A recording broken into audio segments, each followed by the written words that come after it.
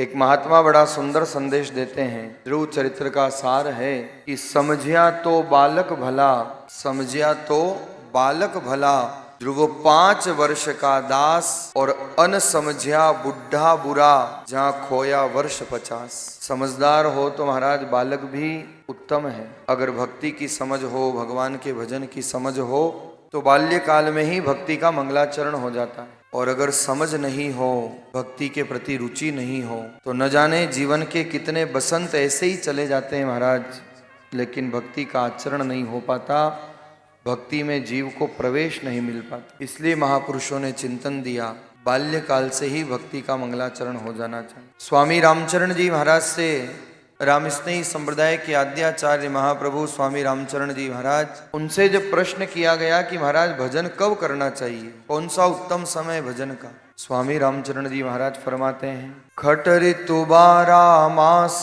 रेण दिन सांझ सकारो, मध्य काल मधरात, सदा एके रस प्यारो, नित्यानित्य अखंड, तास को अंत जनाही, वर्णाश्रम नर नार, अंत सब ही के माही, दर्शन साध स्वरूप को, और राम नाम आधार, राम चरण अक्षर उभय, भजे सो उतरे पार।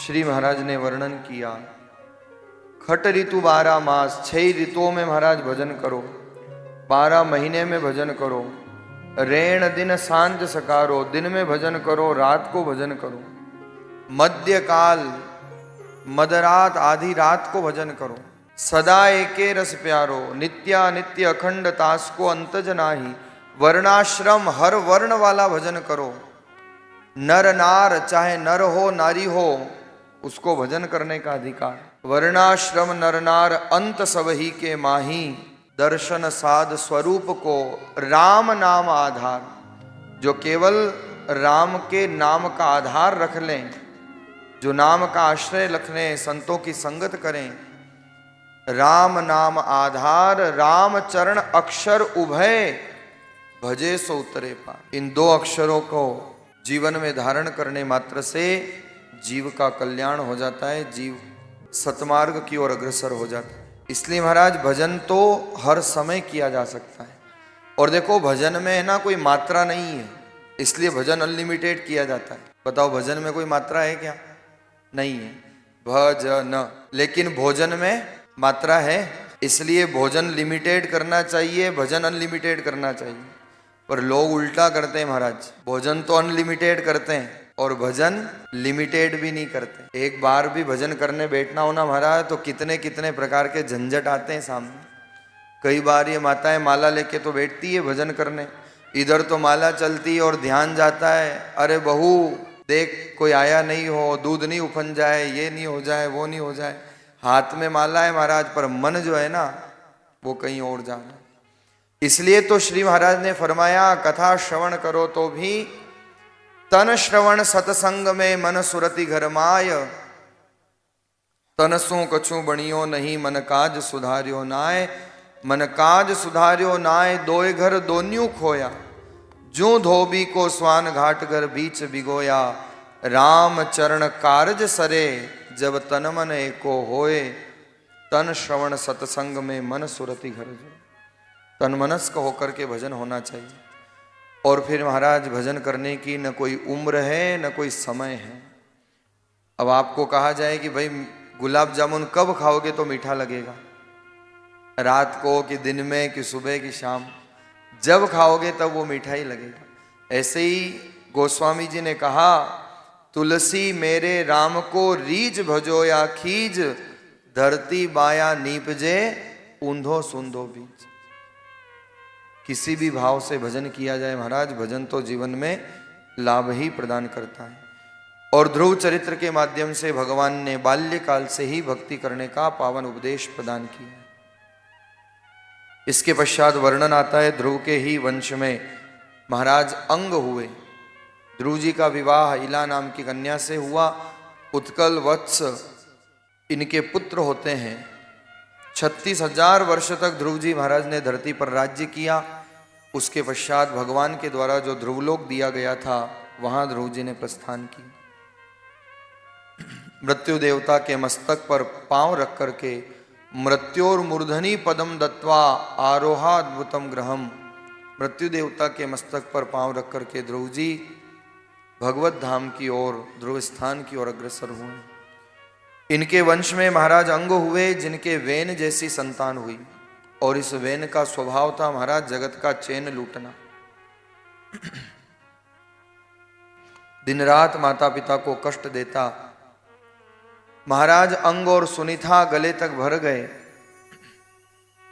एक दिन ऐसी विरक्ति जागी, सब कुछ छोड़ करके महाराज अंग जंगलों की तरफ प्रस्थान कर जाते हैं।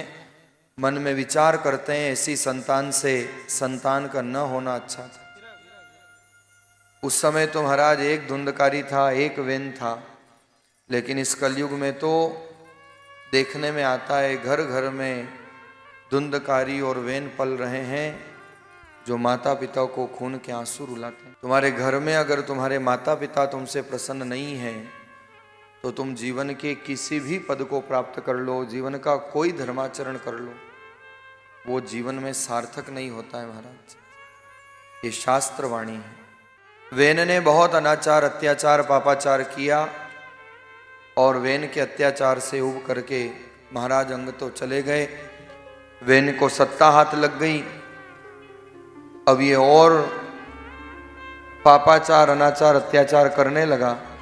एक दिन कुछ ऋषियों ने आकर के समझाने का प्रयास किया, लेकिन उन ऋषियों को भी ये वाच्य दुर्वाच्य कह करके जब उनका अपमान करता है तो ऋषि प्रवर जो हैं सब ऋषि मिलकर के क्रोध की हुंकार भरते हैं। तत्क्षण वहां पर वेन का प्राणांत हो जाता है। लेकिन धन्य है मां सुनीता, जिस मां को खून के आंसू रुलाए थे महाराज, जिस मां को दिन रात कष्ट दिया था, लेकिन फिर भी मां का हृदय होता है। इसलिए शास्त्र कहते हैं पुत्र कुपुत्र जायते क्वचित अपि माता कुमाता न भवति। पुत्र कुपुत्र हो सकता है महाराज, लेकिन माता कभी जो है वो कुमाता नहीं हो सकती।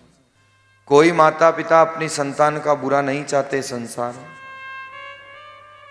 मरे हुए पुत्र की देह को भी मां सुनीता ने संभाल करके रखा, और उस वेन की देह को जो दिन रात पीड़ा देता था, दिन रात कष्ट देता था।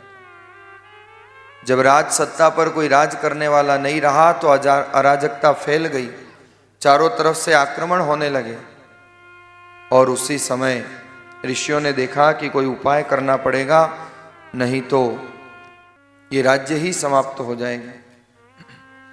ऋषियों को जब पता चला कि मां सुनीता ने वेन की देह को संभाल करके रखा है, तो सभी ऋषि गए। सबसे पहले उस वेन के शरीर के जांग का मंथन किया, लेकिन उससे निषाद जाति उत्पन्न हुई। वो निषाद जाति जो है वो नाना प्रकार के उत्पात करने लगी। फिर स्मरण हुआ कि एक क्षत्रिय है, क्षत्रिय की भुजा में बल होता है, बाहु राजन्य कृतः। और जब महाराज सब ऋषियों ने मिलकर वेन की भुजाओं का मंथन किया तो आज भगवान नारायण कृपा करते हैं और वेन की भुजा के मंथन से साक्षात नारायण के रूप में महाराज पृथु और अर्ची का आविर्भाव होता है। देवता लोग पुष्पों की बरसात करते हैं, जय जयकार करते हैं। बोलिए पृथु नारायण भगवान की जय। महाराज पृथु जो साक्षात नारायण के रूप में आए, अर्ची जो साक्षात लक्ष्मी के रूप में महाराज पृथु के साथ पधारती है। महाराज पृथु ने जीवन जीना सिखाया, राजकाज संभाला। जो धरती अपना रसातल में खींच चुकी थी, गोमाता का रूप लेकर के आगे आगे दौड़ने लगी। महाराज पृथु पीछे गए, प्रार्थना करते हैं। अंततो गत्वा गोमाता के रूप में पृथ्वी महाराज पृथु के शरणागत हुई। महाराज पृथु ने प्रार्थना की कि धरती पर रस व्याप्त करो तो धन धान्य हो, फसल हो, जल हो। पृथ्वी ने कहा कि इस धरती पर वेन ने इतना अनाचार अत्याचार किया, तीर्थाटन बंद करा दिया, दान बंद करा दिया, तप तपस्या सब बंद करा दिया, उद्घोष कर दिया अगर कोई यज्ञ भी करेगा तो वेनाय स्वाहा, वेनाय इदम न मम, ये कहते हुए करेगा। और महाराज इसीलिए पृथ्वी ने अपना रस खींच लिया था। लेकिन आज महाराज पृथु के पुरुषार्थ से पृथ्वी पर पुनः धन धान्य की वृद्धि होती है और चारों तरफ खुशहाली आती है। महाराज पृथु ने नगर का निर्माण किया, महाराज पृथु ने गांव का निर्माण किया, जलाशय का निर्माण किया, ग्राम कैसा होना चाहिए, घर कैसा होना चाहिए, शहर कैसा होना चाहिए, ये सारी संरचनाएं महाराज भागवत के माध्यम से महाराज पृथु के द्वारा निर्मित की गई। किताबों में हमें पढ़ाया जाता है कि जीना किसने सिखाया, पुस्तकों में बताया जाता है कि मोहनजोदड़ो की सभ्यता से जीना सीखा है।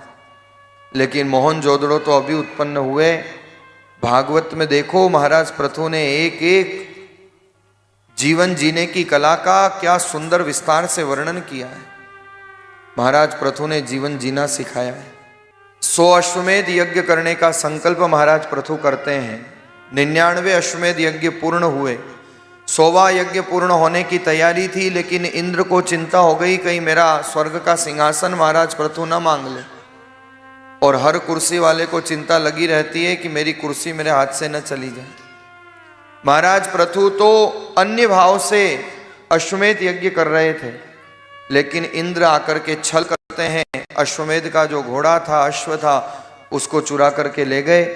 महाराज पृथु ने अपने पुत्रों को अश्व ढूंढने का आदेश दिया, लेकिन जब अंततोगत्वा अश्व नहीं मिला, अंतर चक्षुओं से जब देखा तो पता चला कि इंद्र के द्वारा छल किया जा रहा है। और महाराज पृथु को क्रोध आया। महाराज पृथु स्वर्ग पर आक्रमण करने की तैयारी करते हैं, लेकिन ब्रह्मा जी आए। ब्रह्मा जी ने इंद्र को कहा कि महाराज पृथु नारायण के रूप हैं, उनसे क्षमा याचना करो, अन्यथा स्वर्ग को अगर महाराज पृथु ने धार लिया तो स्वर्ग समाप्त हो जाएगा। अंततो गत्वा इंद्र आकर के क्षमा याचना करते हैं और महाराज इंद्र की और महाराज पृथु की संधि यहाँ पर ब्रह्मा जी ने कराई। अभी 100वां यज्ञ पूर्ण भी नहीं हुआ था और उस पावन यज्ञ वेदी से साक्षात भगवान यज्ञ नारायण का आविर्भाव होता है। देवता लोग पुष्पों की बरसात करते हैं, जय जयकार करते हैं। बोलिए यज्ञ नारायण भगवान की जय। भगवान यज्ञ नारायण का जब आविर्भाव हुआ तो यज्ञ नारायण भगवान ने कहा महाराज पृथु जो चाहिए मांग लो। लेकिन महाराज पृथु ने क्या याचना की है, क्या मांगा है? महाराज पृथु कहते हैं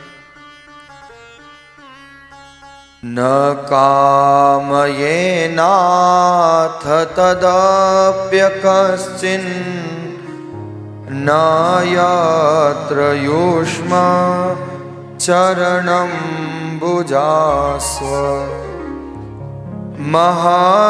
महत्तमान्त हृदयान्मुखश्च्युतो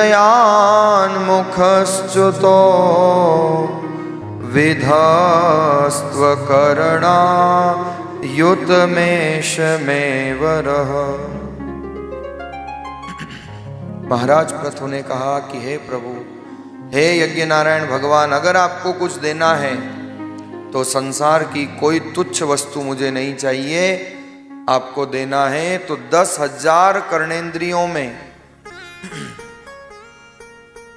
जो श्रवण करने की क्षमता होती है वो आप मुझे प्रदान कर दीजिए। यज्ञ नारायण भगवान बड़े प्रसन्न हुए और महाराज पृथु को 10,000 श्रवणेंद्र की जो क्षमता होती है वो आपने प्रदान की। कारण क्या है? महाराज पृथु ने कहा प्रभु ये 2 कान आपका भजन सुनने में, आपका कीर्तन सुनने में, आपकी कथा सुनने में कम पड़ते, इसलिए मुझे 10,000 कर्णेंद्र की क्षमता आप प्रदान करिए। महाराज पृथु ने आज याचना करी, यज्ञ नारायण भगवान कृतार्थ करते। भगवान यज्ञ नारायण की कृपा से 10,000 श्रवणेंद्र की क्षमता मिली। महाराज पृथु का ये प्रसंग हमें यही प्रेरणा देता है। हमें तो महाराज भगवान ने 2 कान दिए, लेकिन कभी कभी इन दो कानों को संभालने का भी व्यक्ति को समय नहीं होता है। दुकान संभालने की फुर्सत तो मिल जाती महाराज, पर दो कान संभालने की फुर्सत नहीं मिलती। पर मैं तो इतना जानता हूं कि इस पावन भगवत भागीरथी में तोष्णीवाल परिवार के द्वारा जो ये गंगा प्रवाहित हो रही है इस भिलवाड़ा नगर में, इस गंगा में जितने भी भाई लोग आकर के कथा श्रवण कर रहे हैं, अपनी दुकान का मोह छोड़ करके जो कथा में आकर के दो कानों को संभाल रहे हैं, उनकी दुकान स्वयं परमात्मा संभाल लेंगे, उनकी दुकान स्वयं ठाकुर जी संभाल लेंगे।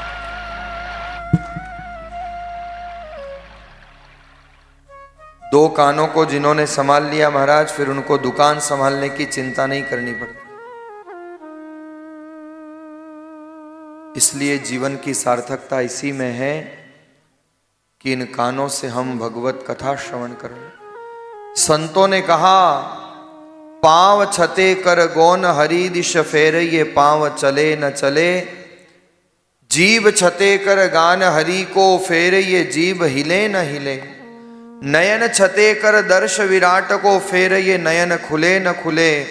और श्रवण छते हरि कीरत को सुन, फेर ये श्रवण सुने न सुने, फेर ये श्रवण सुने न सुने।